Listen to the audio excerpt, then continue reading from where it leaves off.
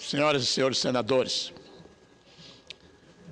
pronunciamento feito pelo eminente senador Eduardo Braga, que fez uma análise exatamente da economia deste país e o crescimento do PIB no ano 2011, me deixou exatamente estarrecido ao terminar o seu pronunciamento, que eu imaginava, nobre senador Armando Monteiro, que só tivesse dificuldade com a água potável o semiárido do Nordeste brasileiro.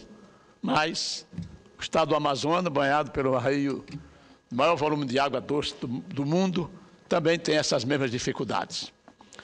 Mas eu queria, senhor presidente, senhoras e senhores senadores, iniciar esse meu pronunciamento na noite de hoje, que eu trago aqui um assunto da maior importância social para as pessoas que prestaram extraordinários e relevantes serviços à sociedade brasileira e ao governo brasileiro, ao governo dos estados e dos municípios brasileiros.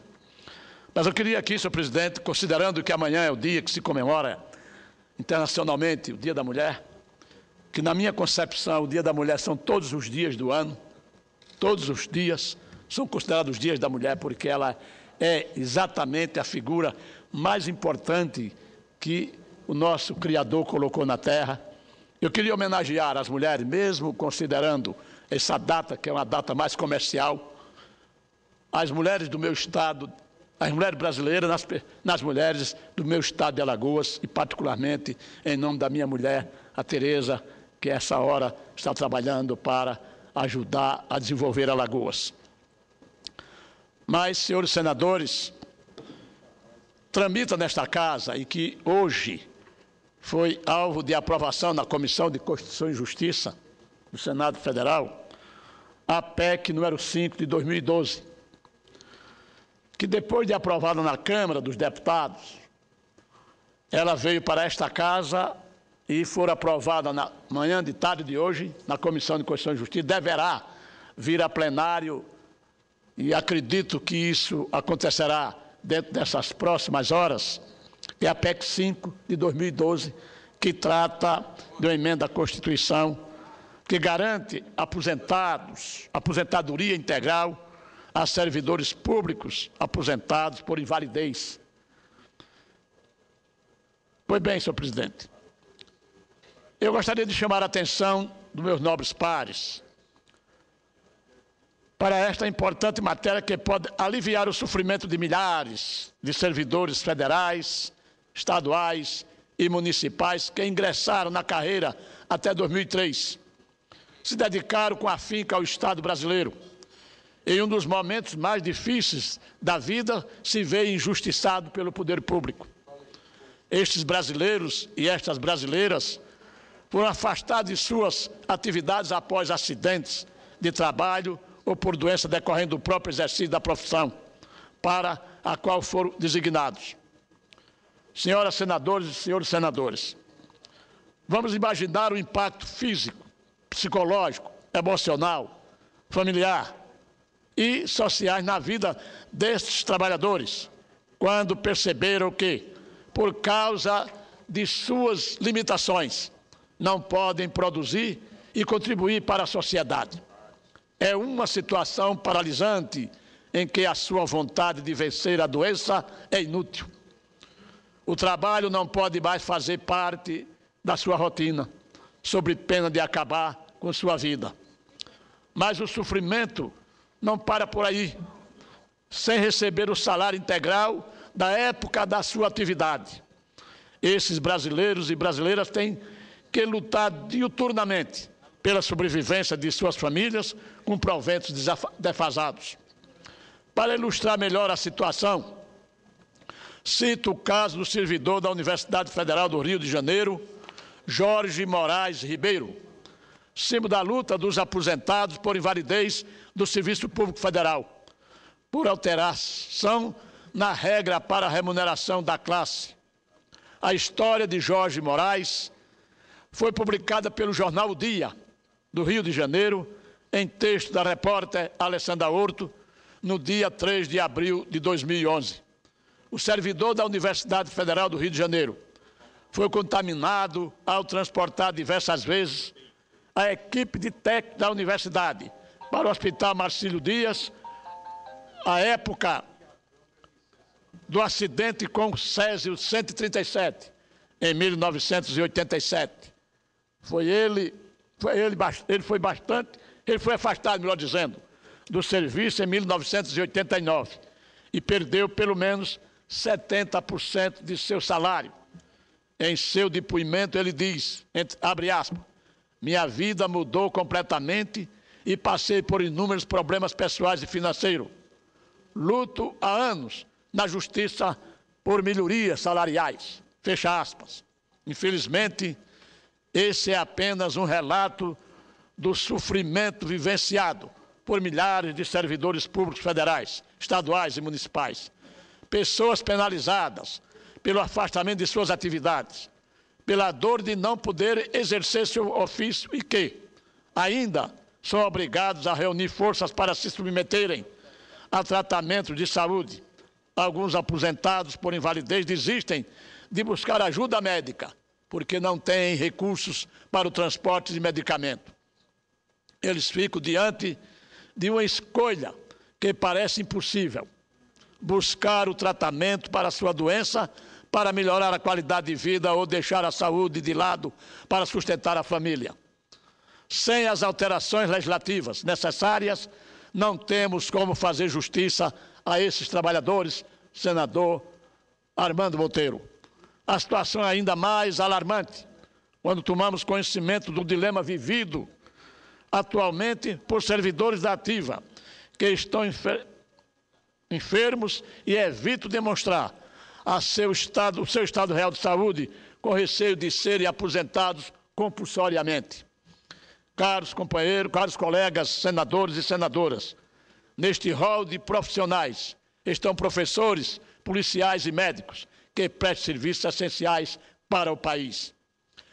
Com a proximidade da votação da PEC 5 por esta Casa, teremos a oportunidade de corrigir uma grave distorção gerada pela PEC paralela da reforma da Previdência.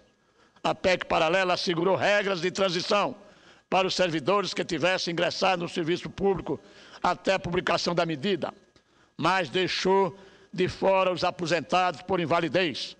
Assim, os aposentados por invalidez perderam o direito à integralidade e à paridade.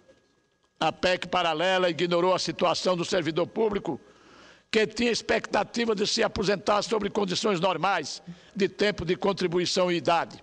E, repentinamente, por razões alheias à sua vontade, sofreu um acidente no trabalho ou ficou doente e foi enquadrado na aposentadoria por invalidez. As regras da PEC paralela construíram um cenário injusto em que o indivíduo acometido pela invalidez é tratado com mais rigor do que os servidores saudáveis, que se aposenta após cumprir os prazos legais. Além de terem tido seus salários reduzidos pela falta da paridade com os servidores da ativa, os aposentados por invalidez convivem com uma situação contraditória. Mesmo sem receber salários integrais, continuam contribuindo com 11% do que recebe para a Previdência, mesmo percentual de quem recebe salário integral.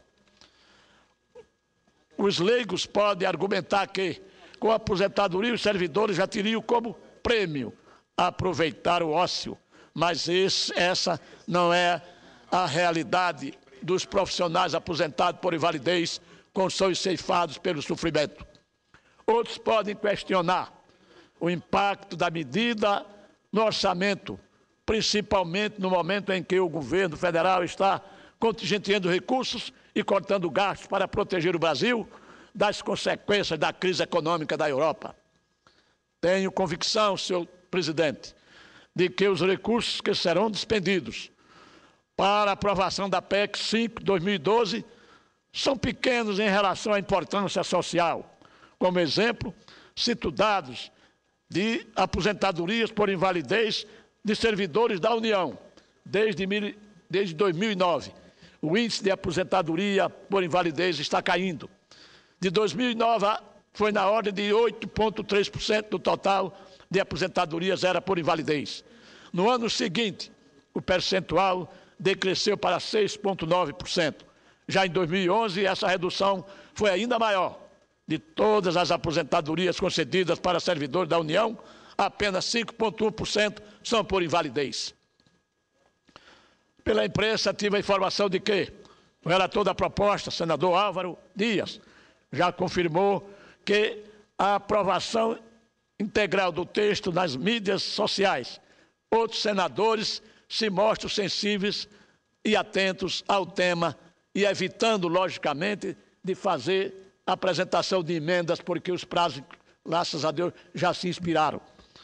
A autora da proposta, a deputada Andréia Zito, já declarou que acredita que os senadores também farão justiça a esses servidores aposentados por invalidez e não irão modificar a proposta. Fique tranquila, deputada, que a Comissão de Constituição e Justiça, na tarde de hoje, já aprovou a matéria que está pronta para vir a plenário sem que tivesse feito qualquer tipo de alteração na proposta aprovada pela Câmara dos senhores deputados. Acredito na viabilidade econômica, social e política da PEC 5 de 2012. Por isso, apelo aos senhores e senhoras senadores para corrigir as injustiças sofridas por servidores públicos federais, estaduais e municipais aposentados por invalidez e ajudá-los a resgatar a autoestima após essa luta que começou em 2008 na Câmara dos Deputados. Vamos atender ao apelo desses servidores e votar o texto integral, aprovado por unanimidade naquela casa de maneira mais rápida possível. Contudo, com a sensibilidade das senhoras e senhores senadores, e em nome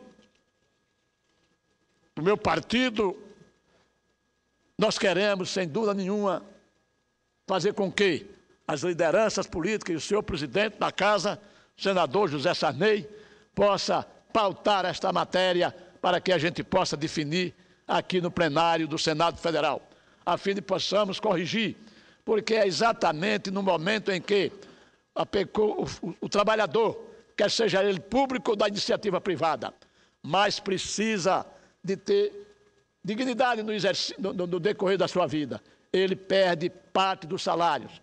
E perdendo parte substancial do salário, ele está impossibilitado, inclusive, de ocupar espaço, de ocupar cargo, até em cargo e comissão, de ser chamado para desenvolver a sua atividade na iniciativa privada, porque ele é inválido e, consequentemente, ele paga este preço que ele não procurou adoecer. Infelizmente, ele, no exercício até da sua atividade permanente, ele contraiu determinadas doenças que o levou à aposentadoria por invalidez. Por isso, senhor presidente, senhoras e senhores senadores, o momento é significativo para esta casa.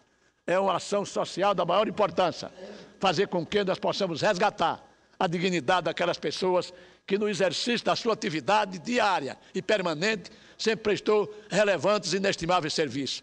E não é com esse tipo de atitude que o governo ou que a nação pode punir aqueles que, na verdade, não têm a menor responsabilidade por estar aposentado por invalidez. Quero, nesta oportunidade, senhoras e senhores senadores, dizer que o Senado Federal, mais uma vez, adotará providência no sentido de minimizar as dificuldades de inúmeros brasileiros e brasileiras que aguardam pacientemente a decisão da Casa da Federação Brasileira. Muito obrigado, senhor presidente.